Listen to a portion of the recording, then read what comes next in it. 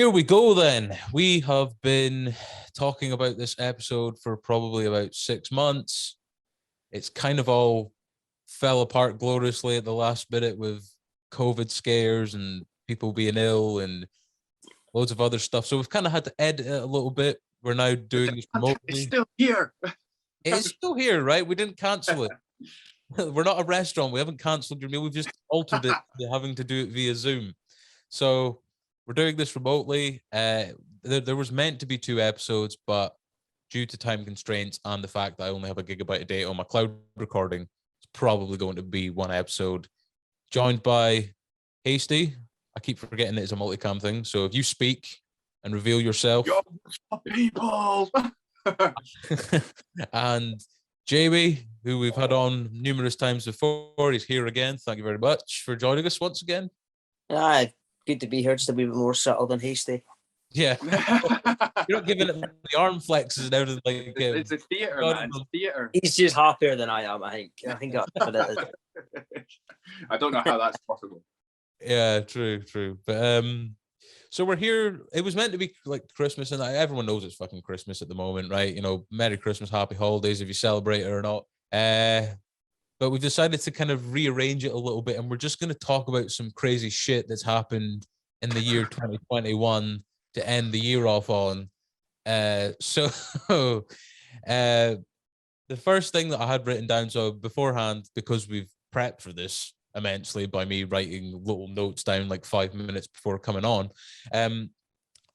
January is almost the anniversary. I don't want to say the anniversary like it's some kind of happy thing, but it's almost the year to the day since this happened. I think it was January 4th, January 5th, something like that. The Capitol building situation happened. So for anyone that doesn't instantly know what that is, basically the American election, which happened in November 2020, that Joe Biden won and Donald Trump was put out of office. But for some reason there's like a weird 3-month period of like, the person that got voted out, they can still be in power and make decisions, which I think is quite ridiculous anyway, in the sense of they could do whatever, because they still have like control of the country that for 3 months. They could do like really during that situation, was it not like, you are right in what you're saying when Trump was like, I'm still president, blah blah blah. He waited that long. Was he not severely like threatened, being like, you are going to go to jail if you do not get out of here? Yeah, well, I think after the Capitol building shit happened, they were going to try and impeach him again. So he got impeached, but I don't think it went all the way through, because we kind of talked about this when we were talking about Watergate and the impeachment process and stuff. If you get impeached once and then he was found not guilty, I can't remember what the first thing was. I think it was about spying on Joe Biden via Ukraine or something, or something ridiculous like that. And then obviously, like, the second one was, well, you got a bunch of your supporters to straight up run up on the Capitol building, so apparently, great. Yeah, 100%. Like, if you get impeached twice, you can never run for office again. But I don't think that came to fruition in the end, and I think he is planning on running again in 2024. So at least we'll have some like content to talk about in that in a couple of years' time. But and he's back, people. I kind of want him to get elected together. Can you imagine the media needs him, right? Like, you know how the media like always are like warring with him, but like now that they don't have that, like you can tell that they kind of like yearn to have him back. Obviously not for any kind of rational reason or that, other than to get ratings up and get people like, oh my goodness, like what's happening. But so anyway, when he lost the election, right, he claimed that it was stolen, and one of the points that he was trying to say of why it was stolen was because of mail-in ballots, I believe it was. Yeah. And at the time, they thought doing that would be safer because of the whole coronavirus situation and that at the time, rather than people congregating at a voting booth or whatever. And let's just say it's fair to say he didn't take the loss well. Well, I mean, you hear of babies throwing toys at the pram, but he took the biscuit. That's what happened there. He's kind of used to getting everything his own way, though, isn't he? So when it doesn't go his way, he's kind of, goes tits up, doesn't it? Yeah, especially like he's like a massive business tycoon, right? Like I'd imagine there's like a lot of things that you get told, oh, you can't have that. It's impossible to do that because he's got such a vast amount of wealth that things can be solved by money. As sad as that is to like actually say that, even one of those moments where it's like, wait a minute, can he actually do that? And then Trump sat there saying, wait a minute, you asshole, I own you. yeah. Well, it's like the first time I ever heard of him was like, do you remember when he was trying to get people to give up their homes and that to make like the golf course in Aberdeen or something like that? It was like right. a decade ago now, but that to think that person ended up becoming president of the United States like 10 years later, that was quite mad. Kind of gives you no faith in humanity. Yeah, and I think like Trump's a confrontational person, isn't he? Like he likes the confrontation, and I suppose he definitely didn't help himself with the year of 2020, right? Because of some of the straight up shit talking he was having over like pretty serious situations, right? Like when the stuff that happened with George Floyd and that, and the kind of and then the consequences of that, and like the civil unrest and stuff.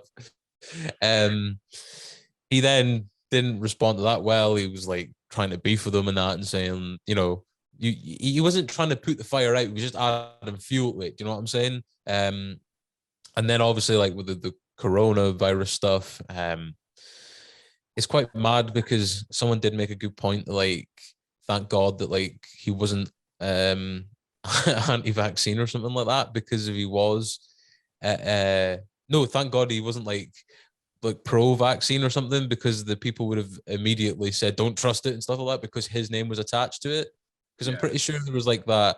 We're no medical experts in that, so we're just saying stuff that we've heard in that. But he tried to say something like was it hydroxychloroquine or however you say its name was like some kind of effective treatment early on, and then that instantly got like shut down. But people don't know if it was because it was actually not effective or it was because it was him that was saying that it was effective. So it was all kind of circus and Trump said it, and they're like, "No, cut, get that going. We cannot show that to people because we don't know." And then there was like that whole thing, like the bleach thing, right? He was like talking to his like assistant. He was like, "Yeah, we can bleach it out of you, right? Like we've talked about that." I just love the fact. I mean, I know like there's a lot of serious things that he shouldn't be saying and stuff, but sometimes you just sit there and you go, "I fucking love this guy. I love the fact that he's exactly. Like, it's so great." Just because you can't take it seriously, right? Like when he's coming out to like rallies with YMCA and stuff like that, you're like, "Oh, this isn't real. Like this isn't a real person right now." There's probably aliens up there sitting there going, "What the actual fuck? Where they actually let that happen?" That's great. Boris Johnson as well, though. Do you know what I mean? Like it's like, yeah, God, yeah. But like, I think one of the funniest things I ever seen him say, and this is by no means trying to like justify anything he's done or the Capitol or whatever, because obviously that like people died in that. Do you know what I mean? Like someone got shot for trying to storm the fucking Parliament building. But like one thing he was talking about is, I think how like they've always said about this Russian collusion with him and stuff like that. And like he's meant to be good mates with Putin and all that. And I remember that he was at some kind of G7 summit or something with him, and the media were saying, "Oh, it should have been harder on him and stuff like that. Look at him getting away with being like all buddy with him." But then like at his next rally, he was like, "The media wanted me to have a boxing match." I remember that. Do you know that's a spot on impression? Do that again. They wanted me to have a boxing match. Phenomenal. Yeah. That's your party piece now, Ryan. That'll be every single place you go, you'll be asked to do that. Yeah, I'm looking for some work if anyone's wanting a voice actor for anywhere, But so yeah, back to the Capitol stuff. So it was January, right? And so this is where the inauguration of the new president gets elected happens. Yeah, again, I don't understand why they leave it like 2-3 months after they've actually been elected to do that. And then so Trump was like, "I'm not going." Then he ended up turning up anyway, but it wasn't like, because usually there's like a, sense of, civil, being civil. I don't know where I was going with that there. Being civil and like watching as someone takes your job, basically. Yeah. And I remember watching when Trump was put into office, and Barack Obama had to sit there and pretty much hand the title over to him, like just sort of like, here you go. And they just couldn't believe that he was going to be the president. Yeah, can you imagine like the look on their faces, like, man. being serious, like this is who I'm giving it to? Like, Yeah. guy that ran The Apprentice. No.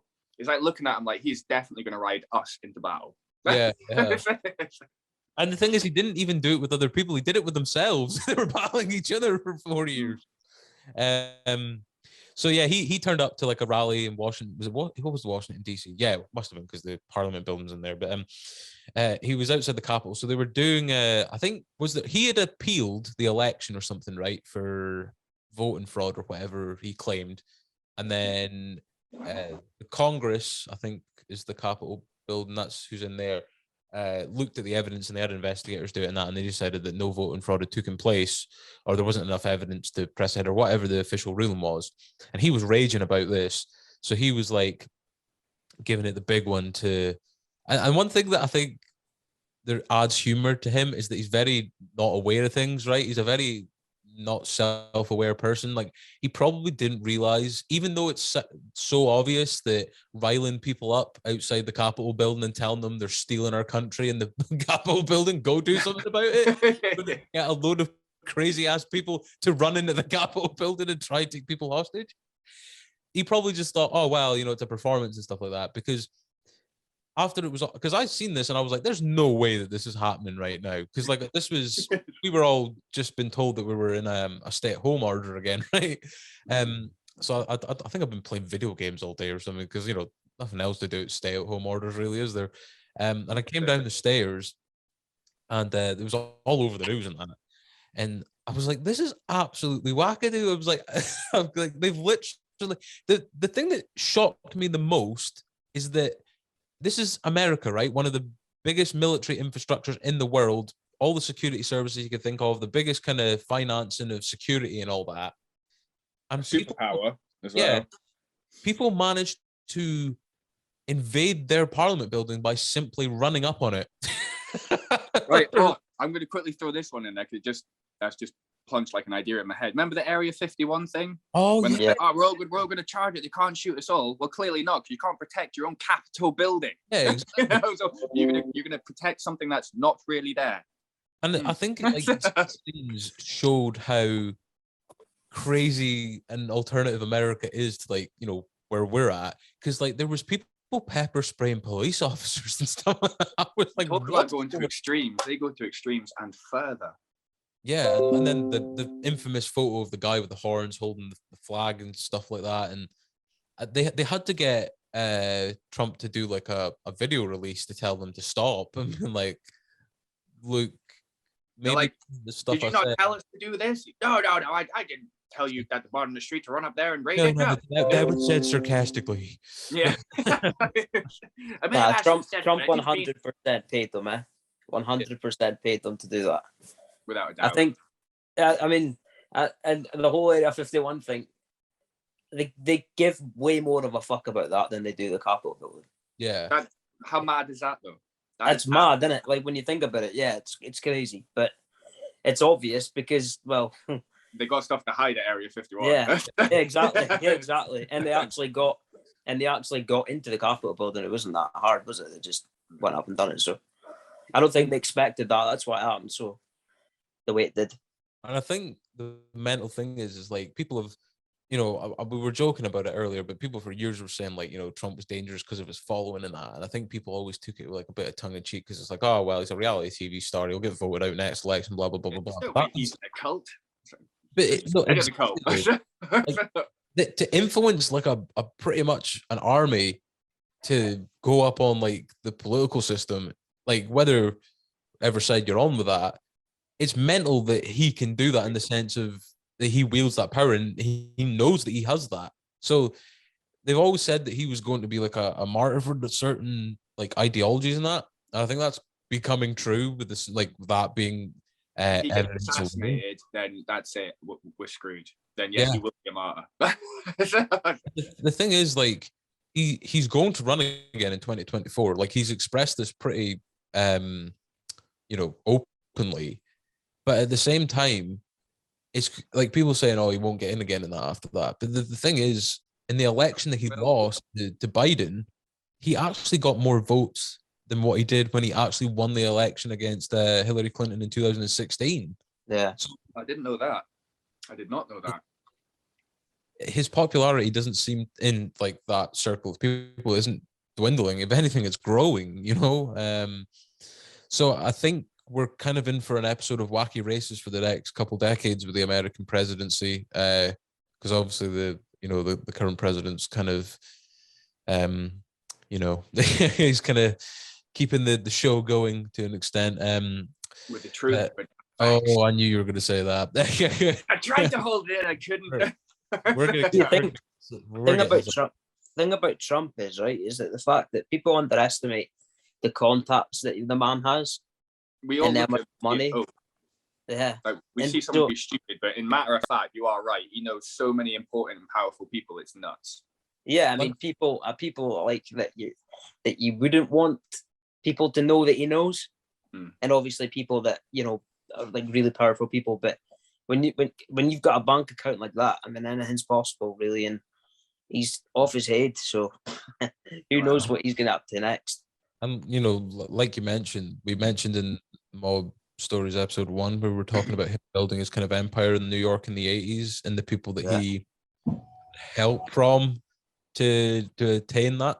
So that this guy is pretty kind of well connected in a sinister way. Right. So anyway, the technical difficulties have now mean that you won't see my face. You'll just see my name when I speak. So yeah. Anyway. I might as well have my address and my bloody PIN number under that.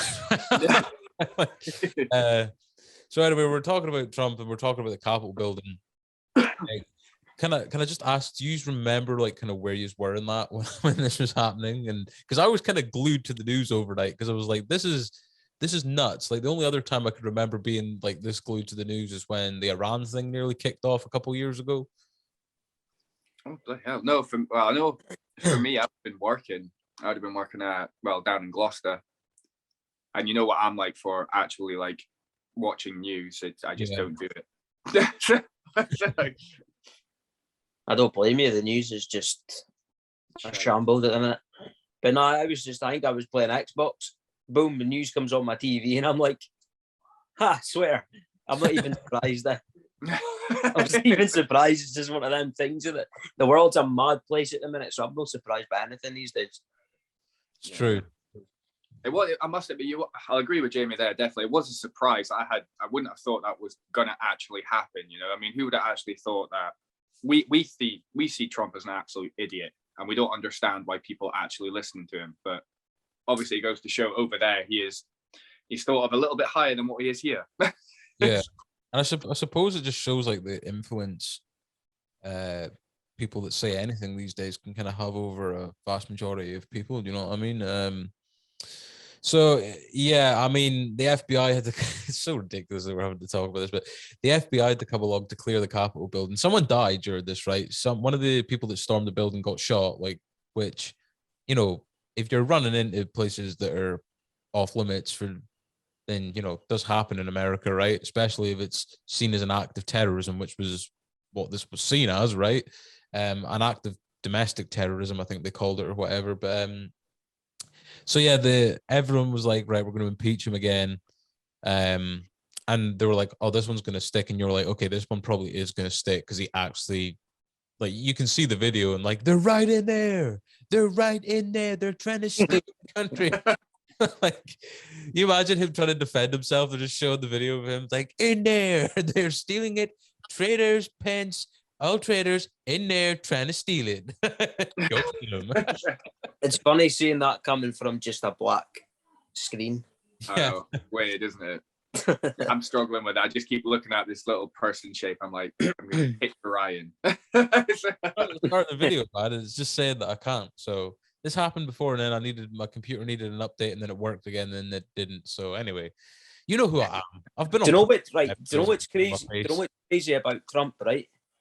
Is it seen the next like 10, 20 years of like you're gonna start seeing all this shit come up about Trump that we didn't know. Like, do you know, yeah. like for example, like for like the mafia, like we were talking about the other week, and then like we did, like at the time it's happening, you don't know things like that are happening, and then until like 20, 30 years later, you go, and then you've got all these documentaries, you've got all these books, you've got all this stuff. That's gonna happen about Trump, eh? Yeah. Well, is that not what they do? They normally like release like case files now after a certain amount of years. Yeah. They actually allowed to keep them kind of disclosed for so long, and then they have to put them out to the public. Mm-hmm. Yeah. Yeah. Did you So see? yeah, you're probably right. In another couple of years, we're going to get, here's all the things you didn't know. Yeah, and there's going to be loads of people that will come out and say, "Oh, Trump made me do this," or "I was paid $100,000 to do this," or like, like there could be like weird shit that's going to come out that you had no idea that's happening. Did Trump paid me to go up and slap this person. Yeah.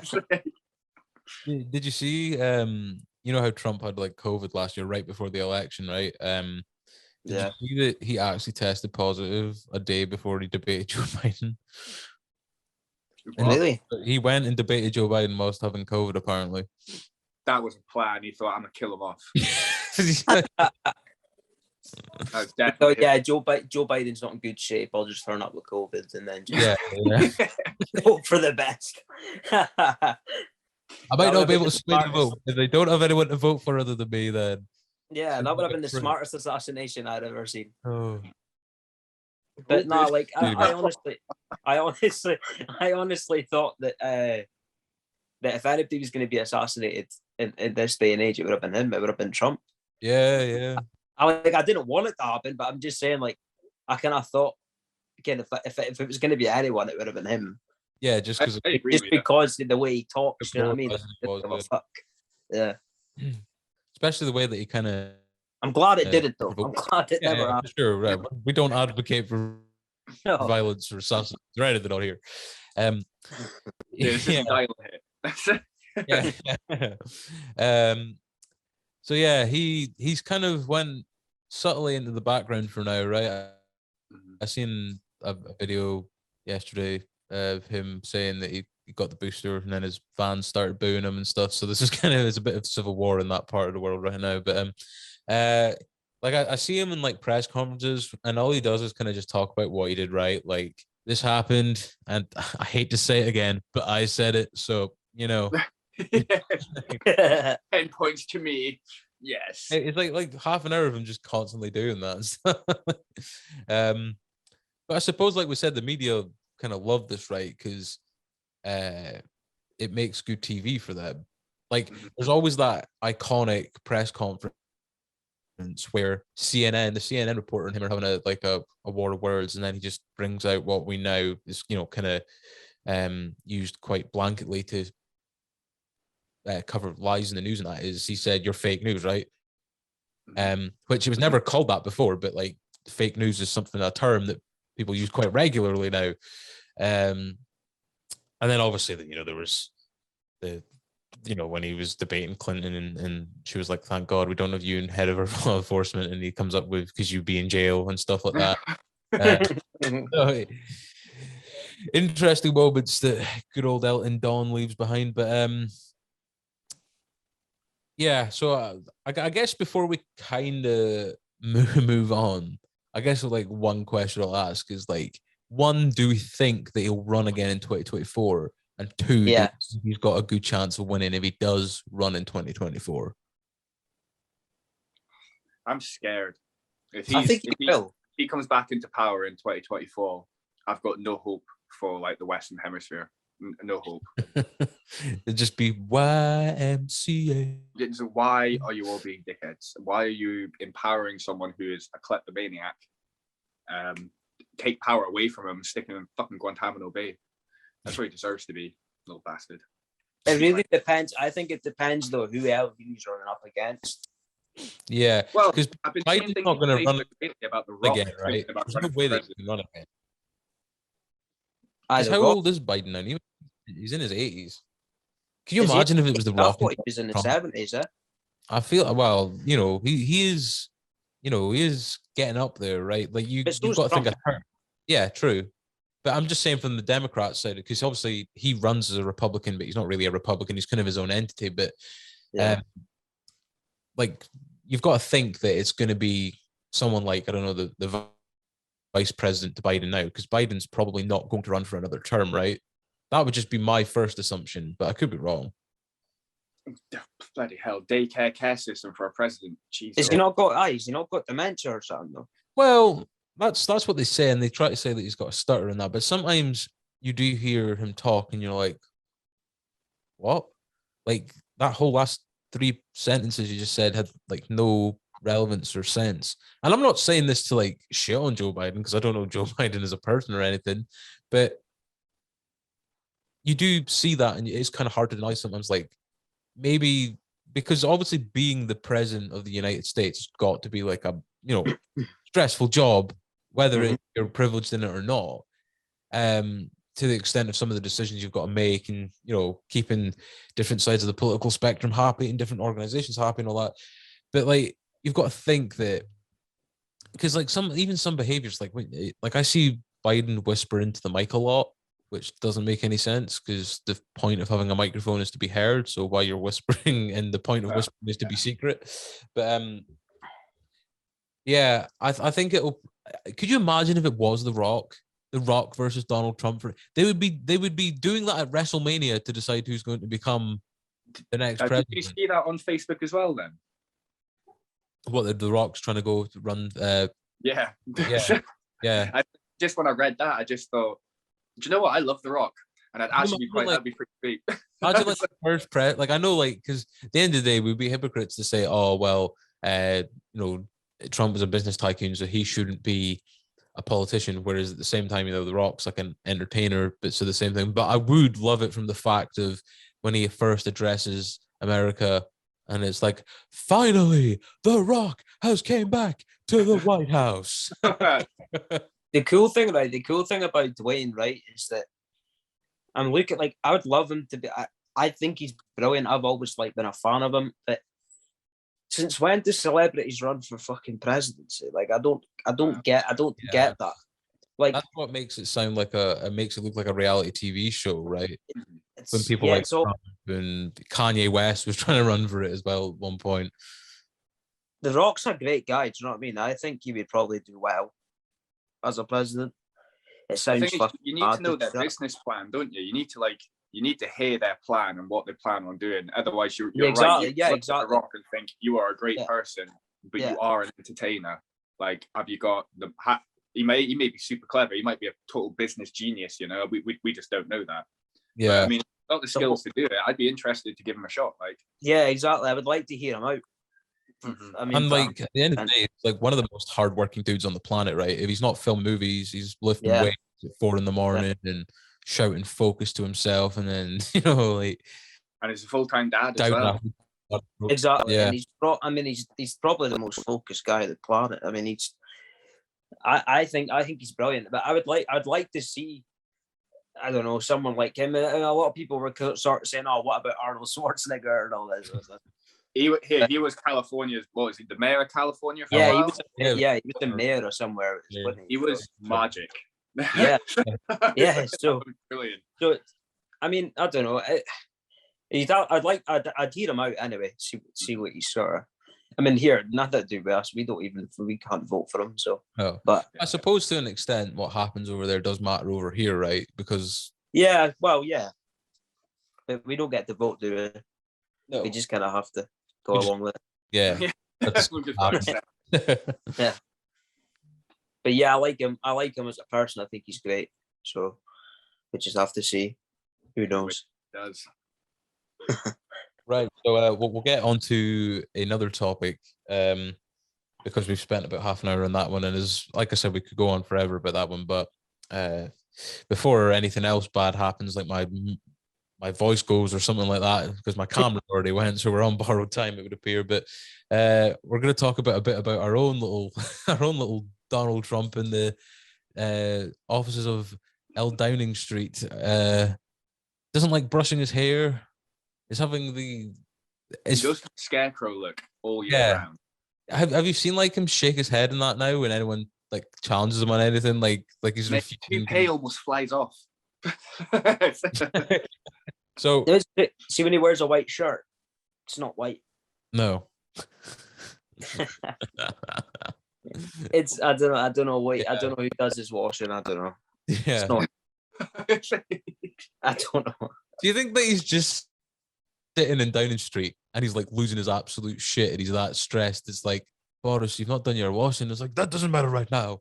It's because they've just woke him up from a nap and he's like, oh, yes, we'll do that. Just people have to remind him, you kind of like, what about the, like what? It's like, what even is a Brexit? Some people say he does this.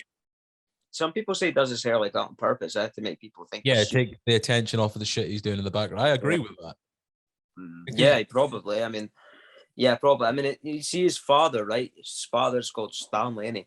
Yeah. And he was in the jungle, and I remember watching him in there, and he was actually a really cool guy. I actually quite like him. And Boris is kind of nothing like him, though. They don't seem this. They look the same, but they don't act the same. No. And it's almost like Boris is just like. I'm not even going to say I'm because what I wanted to say is way too far. So I'm just not saying. Like, with Boris, right? There was a point in time, probably around like the 2012 London Olympics, where he was seen as a bit of a meme, and people were joking, "Oh, he'd be great prime minister," and that because he was like going down zip wires with fucking Union Jacks and rugby tackling kids. Fucking absolutely wiping. Kids with rugby and stuff. Have you not seen this video? No. As soon funny. As soon as we end this podcast, I'll send you the link to when he absolutely annihilates like a 9-year-old with his rugby ball. And Boris is like a heavy set dude, right? He's probably about 17, 18 stone, something like that. Yeah, he's pretty big. He's pretty big dude. Like yeah. So like that's like a bloody train coming at you. That kid had like no idea what was coming. Just like a absolutely white. He didn't care that it was a kid. Like it was a kid. No, he just like rocks off like it's part of the game. It's like, mate, you know what I mean? Like, I'm about to sell. Probably looked at the kid and went, "I will pay everything for you if I can tackle you the hardest." That zip wire one's funny though. He's got the Union Jacks and he's waving them like that. And he's like, "Someone get me a ladder." Yeah, is that not when he gets stuck halfway down? Yeah. Yeah. I remember that. I do. The guy's just a meme, man. He's just a meme. He is a walking meme.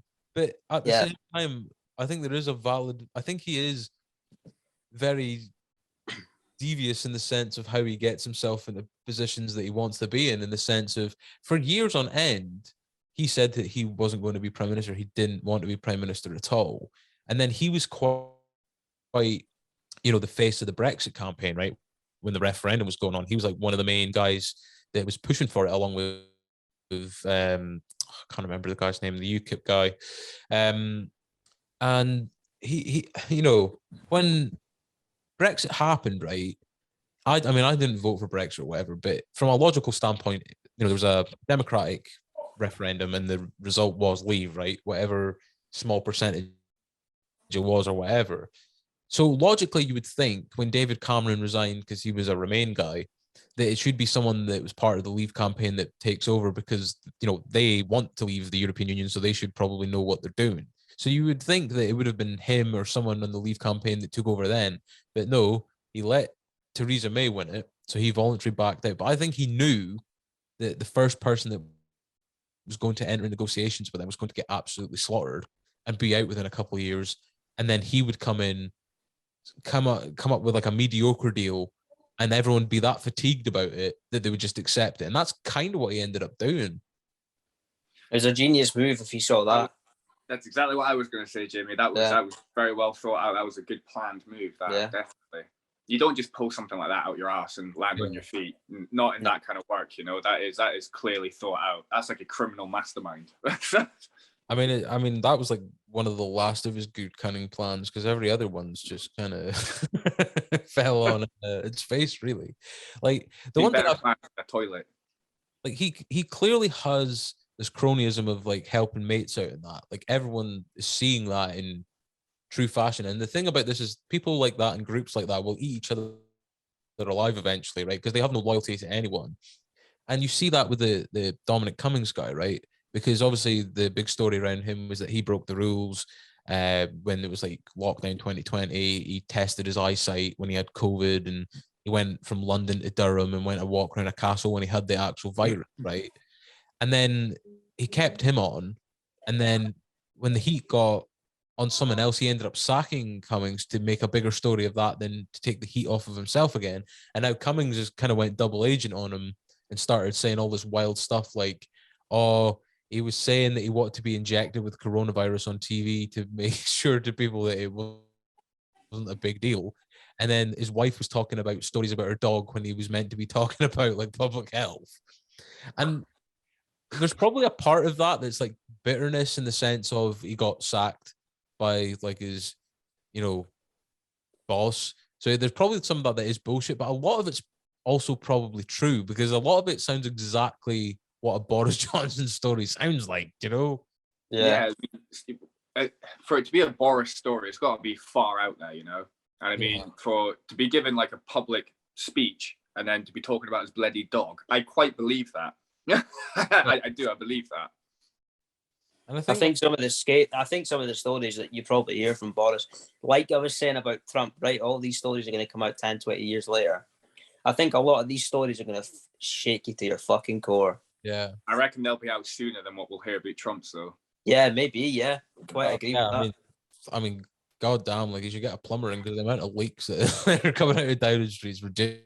Well, I know exactly. I mean, look at what's on the news already. Do you know what I mean? That's like John says, like he thinks it's going to be out before we hear anything about Donald Trump, and he's probably right because things are coming out already. And like this whole country is going to come to a head. And it's coming real soon. It is probably going to be a rebellion soon.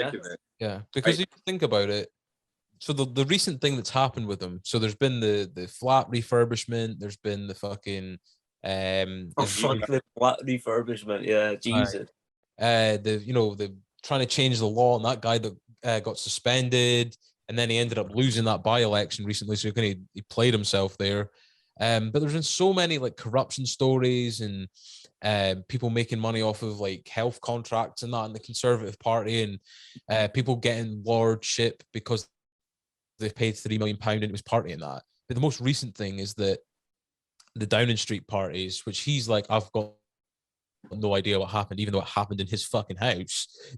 Like, I would imagine have a good fucking idea of what's going on downstairs. Oh, yeah. And whatever side you sit on with lockdowns, restrictions and that, the point of everyone kind of coming together and being angry about this is that whether it was because you were doing it to save people or you just didn't enjoy being restricted as a whole, you as a working class person or a middle class person, as a member of the general public, were expected to do that by him. He's the one part of making these decisions and mandating these rules and that. And he's having bloody Zoom quizzes and cheese and wine. Yeah. And and spending how much on wallpaper? Like 11 grand or something like that. Something like that. Like what the fuck? Yeah. His taxpayers are paying for that, I don't know. It's not him. Do you know what I mean? That's brutal. That's fucking brutal. And the thing is, like, what do you expect, right? Like, people aren't made with a finger. Do you know what I mean? Like, they're going to see through you eventually. There is some shit that people put up with, like austerity, tax going up, and all that stuff. I think people, even though they don't like that stuff, they kind of bear with it because they've got other stuff that in normal life that keeps them sane. But you've kind of restricted that. Well, no, you have restricted that for the last 2 years. Whether that's right or wrong, I suppose we'll find out in years to come and stuff like that. But people weren't able to, like, there's a video, and this is like one of the things that disturbs me the most, is that the image that has been leaked recently of him in the garden with all his mates, not during, you were only allowed to meet one person outside or something.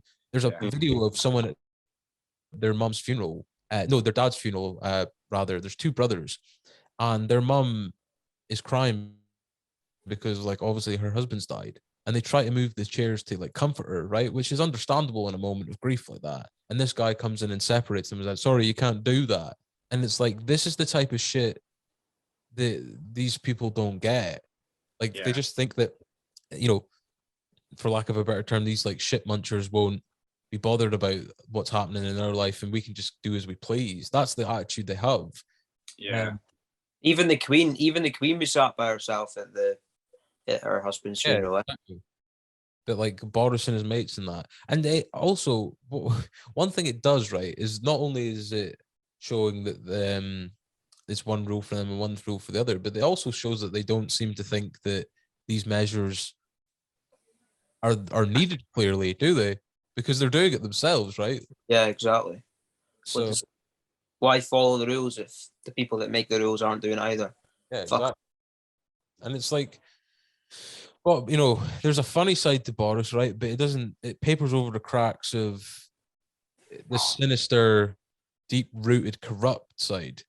And I think the funny side is purposely there to make you look the other way. Because when all this stuff got revealed about apparently at this moment, it stands at 13. It's not just one now. There was 13 different holiday events in Downing Street leading up to Christmas, and it was when England was in like a full-blown lockdown as well, some of them, because it was in November. Sorry, I lost my train of thought there. But when this is like going on, and you can't take a person like that seriously, and when it's quite obvious what he was going to do when all this was getting pumped out there and all this stuff was getting exposed, he was going to talk about Plan B, and he was going to talk about new variants, and he was going to talk about everything else, because that deflects all the attention away from him now, because now there's no one covering the whole party thing. It's the whole national message of helping the country out again. And I'm no medical expert, so that could be right enough, but that's not. Do you not think the way that he does that, do you not feel as if it's like, stop looking at my problems, you need to focus on this is a you problem? It's like, well, actually, it's not just an us. This is an everyone problem. Yeah, like everyone's problem. And then, like you say, you get this twat throwing parties and ignoring restrictions and living his best life. Well, it's great for him, but why does he get to go off and do all this fun stuff where we have to like sit here and suffer, where we can't see our own families, we can't go out and see our own friends because we're trying to be respectful and follow restrictions that he is setting? Yeah, it's all backwards. That's not even like a circle. That is just. Well, yes, that's just a Boris. That's what it is. It's just Boris. He's a knob. And you see it as well. Like, this man has no faith left from his own party. Like, I think with the Plan B vote, there was 101 Conservative backbenchers that voted against him. So that's nearly a third of his party, right? That's a taste of his own medicine. That it's like, Boris, no one wants to eat the shit that you're shoveling. Well, it's you've got to have justification for these, and the contempt that he shows and the kind of no accountability that he shows of his own, shithousery, for lack of a better term. People are going to be pissed off, right? And I think it's fair for people to be pissed off, because the only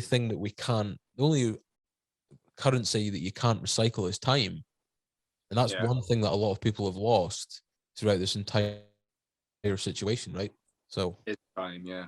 I'm not a political person at all. No, never followed it. Really. Never followed it before in my life, but I can't follow it, then why the fuck should we? Yeah. Exactly. What are they going to say? What are they going to arrest everybody? Don't think so. Do you know what else annoys me? When I was down in Gloucester, and this whole thing, if you're caught in a group bigger than, say, 10, you get that crazy fine. Yeah. Right? Well, there was 2 girls in Gloucester who threw a house party, but yet the other 21 people who were in that house just got told to go home. But the 2 girls, the 2 girls were both given a 10 grand fine each. Yeah. And it's like, I get that. They were the people who held the event. They were the one who got there, but everyone else is still involved. It's like, you can't just single out 2 people out of a group just of 30. Because they're like, you're going to pay the fine. Yeah, you're a bit like, but everyone else, like, they haven't held them at gunpoint and said, come to my house party. Yeah. I'll come to your party. I'll bring 5 people with me. And it's like, I don't get it. It's like, I understand the trail of thought, but at the same time, you've got to be fair. Everyone who is involved essentially should have been given a fine, instead of singling people out. That's what makes it worse. People feel singled out, and we already feel singled out. 2 ladies that met up for a walkout in the countryside, and I believe they got fined by Derbyshire police, right? And then you look at the big kind of rule breakers that we've had in this country. So Dominic Cummings, right? No fine. Hasty. I'm on low power mode, guys. So yeah. We've only got another 10 minutes or so anyway. But we think about Dominic Cummings travels across the country with knowing he has the virus, right? Goes out in a car to test his eyesight, goes for a walk around a castle. No fine. Didn't lose his job until 4 or 5 months later. Nothing, right? Margaret Ferrier, I believe, the SNP MP, goes down to Parliament, tests positive in her hotel in London, knowingly gets on a train from England all the way back up to Scotland. So that technically breaks rules in 2 different countries. No fine, no loss of job, nothing. See, if someone came up to me and went and slapped me with a 10 grand fine, I would just look them in the face and go, good luck fucking getting it, because you ain't fucking exactly. Do you know, I find that with things like that, they can sit there and demand however much money they want off you. But you know, as long as you pay at least £1, I think it's a month, they can't do anything about it. Yeah, no, yeah, you can literally set it up to what you can afford. Yeah. And as long as it's £1 at least a month, you can have a 10 grand fine. £1 a month. Important to stress as well. These people that didn't get fined and didn't get their job lost, they actually were ill. Like they had coronavirus. They actually risked other people getting coronavirus. Like I remember when I first started hearing about it, and you know, you hear, it's like the common cold, and you think it's not going to be that bad. And then obviously you start hearing everyone's dying. And then obviously we were getting told that, it's all fake news. It's all, they're fudging numbers to scare us. So we actually listen to them. And I mean, the way that my head at the moment is like, right, COVID is a real virus. Yeah, it is a real virus. It is a dangerous virus depending on your own health at the time. Yeah. Because that's what it appears to be. It appears to be borderline health conditions have a big effect on if you've got corona. If you've got corona, you're in a bit of a bad state if you've got the health conditions, you know? Someone like myself, I wouldn't say I'm healthy. I'm like about 80% healthy, you know? I do okay. But you got young on your side as well. Do you know what I mean? Exactly. You know, I feel like my metabolism works really well. So like if I was to contract it, yeah, I would still do the obviously isolation. Do you mean your immune system, John? Huh? Do you mean your immune system? What did I say? Metabolism. Metabolism. Yeah, immune system. You throw me off now. Sorry, that's why you're not fat. No, that's it. Yeah, but no, the camera went off. It's like, oh, don't make this bonehead move, please. Just end the call right now. No, but I think lost my train of thought.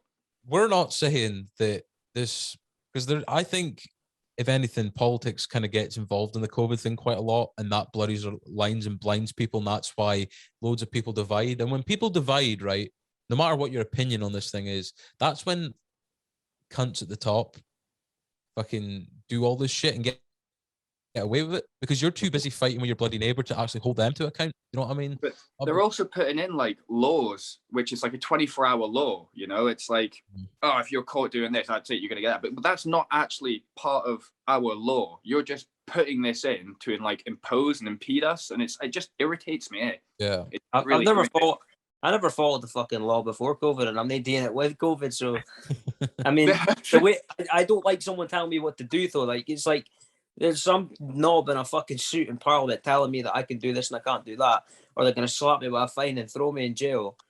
And it's like, well, maybe funny, but I'm just a human, and so are you, and we're here together, so it don't matter. Like, I ain't taking orders from no one. So, what I said from the beginning was most people have a big issue with this because we have no choice. Our choice was taken away. Yeah.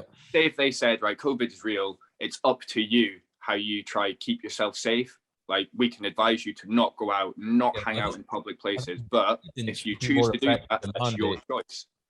And people would have been all right with that, you know? That people would have actually probably had a bit more respect. Yes, we would have been worried when everyone starts dropping like flies, but unfortunately, you give the people what they want. Well, it's like that's the thing, right? Like, guidance should be there to advise people. Like, you're advised not to impose on our lives. You're advised not to smoke, right?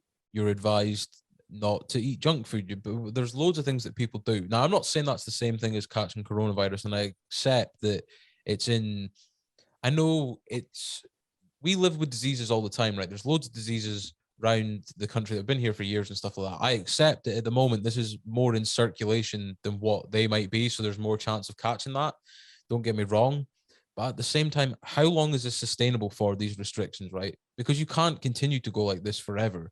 because people's well-being is going to be destroyed. People's finances are going to be destroyed. People's business are going to be destroyed. And if you look at they always talk about the saving the NHS, right? And we're not got any beef with anyone at the NHS and that. Those people that are there to care for people do a great job. But here's some things that I want to bring up. They built hospitals specifically for coronavirus patients, right? The Nightingales. Do we remember this? Yes. They tore them down right before the second wave. They've never been used. And if you think about it, right, those hospitals could have been used to keep coronavirus patients separate from mainstream hospitals. So then there wouldn't be any crossover infection for people already in hospital. So they got rid of them. Over the last 20-year period, the government has cut bed capacity in the National Health Service by 5,000 beds. How is that going to protect or not getting hospital overwhelmed? It's the way that it's, I mean, I understand aiming it at the NHS, but the NHS is a very big thing. It is a very important part of like our economy and our country. It's such an important part for us. Oh man, that's a difficult one. Yeah. What annoys me is they're always on about how the NHS this, the NHS that. The NHS are absolutely amazing. They do amazing things and that, but why not fund them? Yeah. Why are you not giving them the amount of money they fucking need? Yeah. And why are you cutting them at every corner? It's like, yeah. Oh, you need more staff, you need more money. Well, we're going to give you more cuts and less staff, and you're going to have to make it work. It's all right to give all that useless. All right. It's all right to give. It's all right to give all that useless fucks so they go into Parliament and they get a grand a time every time they get to show up. Yeah. What for? Exactly. To sit there and make a point that they think actually matters and it doesn't. I don't understand their motive. There's there's so much shit in this country that is funded to the fucking hilt. And then the one thing that we do need, you know, like the NHS needs like mega money. Why not throw it all into that? Yeah. Exactly. There's obviously other things that we could be funding that needs more funding, obviously. Yeah. But the NHS is a good way to start. Do you know what I mean? Well, if you would think that if everyone wants everything to go back to a sense of normality and life to continue on without these disruptions and restrictions and stay-at-home orders and that, you would think, because people are going to say, oh, well, that costs money. Well, everything's cost money during this. There's not been a point where this has been cost-effective, right? You've absolutely rinsed money on everything, whether it be stay-at-home orders, furlough, all this kind of stuff. So wouldn't it be better to actually overspend on the stuff to, like the hospitals, the health service and that, to make sure that they can cope when these spikes and resurgences and stuff like that happen? And from the data that I've seen on the government websites, it looks like hospitalizations are pretty flat at the moment, right? That could change, but it's hovering around the 7,500 mark. It was 19,000 this time last year. So there is obviously stuff that's helped that with the vaccination program. There's now more antivirals coming out and stuff that's going to help treat this. So there has got to be a point in where you draw a line in the sand and like, look, these were temporary measures because these were brought in originally to buy time, right? Whereas now we're just going to use them again because we're worried about something and stuff like that. Whereas we actually do something proactive, fund the people that need the money to then treat and deal with the disease in itself, then that's how things can get back going again and everyone can get feeling a bit better again. But we'll see what happens. I mean, we're no fucking experts. We're just here talking. There's a lot of things about misinformation, which just seems like a new kind of fad word, really, isn't it? Because it's lies, isn't it? That's what misinformation is. Like, when was it? You know, it's a lie. It's information to deceive. It's what politicians are best at, though. Yeah, that's exactly. I've seen a lady who's a modeler for the Welsh government on Sky News the other day, right? Because you know how people on like that say kind of wacky stuff about other things, which we can't mention on here because we'll get this video taken down. But when they say stuff like that and it's described as misinformation, right? But I seen a modeler for the Welsh government on Sky News the other day say that there was 10,000 people in hospital with coronavirus in Wales alone. If you look at the UK government website right now for the data of hospitalizations in the UK, it is about 7,468 the last time I checked for the entirety of the United Kingdom. How is that not branded as misinformation or a lie? Well, yeah, it's going on about what I was saying about Africa or South Africa. You know, like they're saying one thing, like we're saying one thing. Our government is giving misinformation because we're just blowing it all out of proportion to scare us into what I feel is a form of control. Like, you will conform, you will do what we ask, otherwise this is going to happen. And they're just flooding our TVs, our newspapers, everything with it. And then Africa get on the blower, and they're like, "What the hell are you talking about?" Yeah, like, they discovered the variants. It's all mild disease so far. Yeah, it's like actually the weakest form of COVID on the go, and it is here. I honestly think at the end of all this COVID thing, I think this whole country is going to get a real big shake-up. I think there could be changes in Parliament. There could be changes on how things are actually done. There needs to be. We have not dealt with this well at all.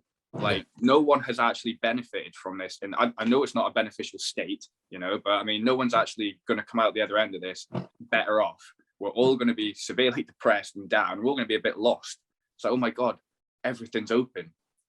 I don't even know. A lot of people that we scared in life as well, right? Just because they've been institutionalized in the way that we're doing things now. So we're kind of at our end mark, but I thought we would just kind of end off on this. Are we looking forward to next year? Do we think it's going to be a better year than this year? I mean, I suppose this year's kind of been a better year than 2020. Maybe this year was better. This year was better. So I mean, I have hope.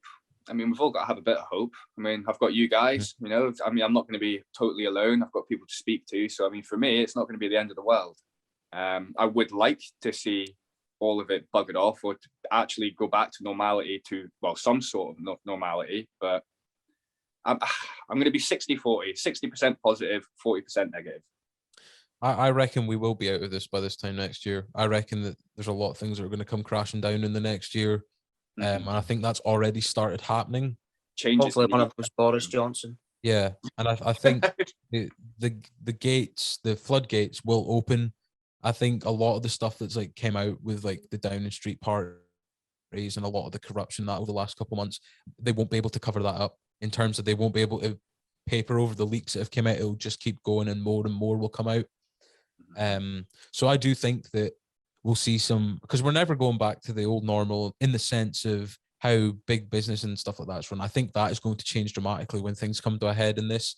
I'm pretty hopeful for that. But one thing, we'll stop all the kind of talk about this now. We've kind of covered it in depth. But one thing I want to talk about before we go is this is a good thing that we started this year. We've been doing this for half a year. I know. Once a week. So it's going to feel weird taking a 4-week break, but I'm kind of very much looking forward to it with the editing and other stuff that I've got going on and recording and that. Hopefully, the next one we do will be able to be in studio. Back in the studio. Thursday. But if not, we still do have the show. Hopefully, my camera remains on for the next full one or whatever. But so I guess all to say is thank you very much to everyone that has listened to episodes throughout this year, 6 months. We very much appreciate it. We've got big plans for next year in terms of ramping this up, maybe doing a bit of traveling with it and stuff like that as well. Thank you to the two people that have joined me today to talk about a couple of crazy shithousery things that have happened in 2021. Happy to be here. Always a pleasure. And do you know what, John? You haven't been here for a couple of episodes. I will let you have the last say on the Northeast 2021. Right, to our lovely listeners out there, take care. Have a very Merry Christmas. And I'd like to say we might speak to you again before New Year, but we probably won't. So all the best. No, definitely. Not. Late January. Late January. See you later. Peace. This podcast is also available on Google Podcasts, Breaker, Pocket Casts, Radio Public, and Spotify.